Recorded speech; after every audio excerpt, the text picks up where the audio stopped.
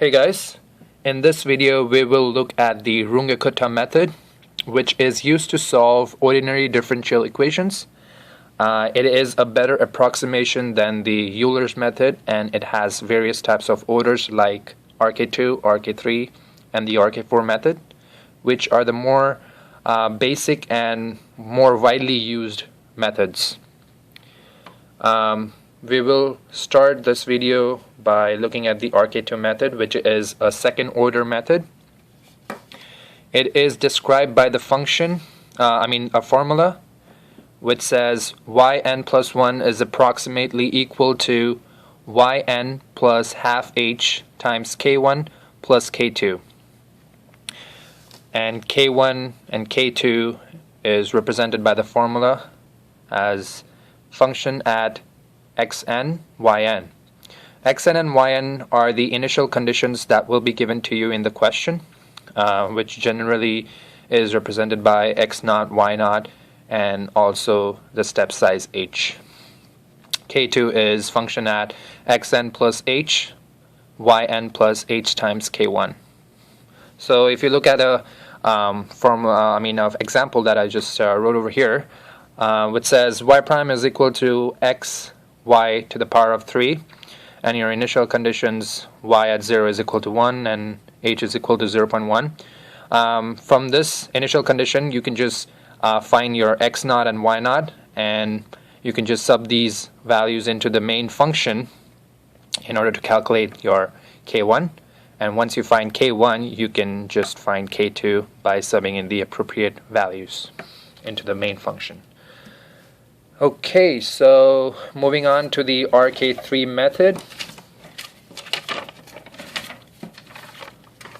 The RK3 and the Heun's method are both third order method, and they are more or less similar, but just different formulas used.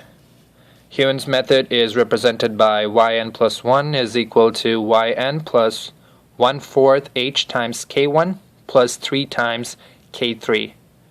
I don't know whether you can see this clearly or not, but this is k3. Your k1, k2, and k3 values are represented here. What I would suggest you to do is just copy these formulas down and not worry how these things are derived, because for their derivation you have to do t-series and h-series expansion and just compare both the like terms, and hence you can derive it. But it's just easier to copy these down and not worry about the derivation. Moving on to the standard RK3 method, it is similar to the Heun's method. It's just that it is represented by a different formula. It is also a third order method like the Heun's method, and is represented by yn plus 1 is approximately equal to yn plus 1/6 h times k1 plus 4 times k2 plus k3, where your k1, k2, and k3 are represented here. There's just a minus term added, but it's just similar to the other two formulas that you have seen. Now let's look at the RK4 method. The RK4 method is a fourth order method, which is described by this formula. Yn plus 1 is equal to 1/6 h times k1 plus 2 times k2 plus 2 times k3 plus k4. k4 because it's a fourth order method. k1, k2, k3, k4 is represented here, and you can just copy these down and start using these formulas in order to calculate your yn plus 1 value.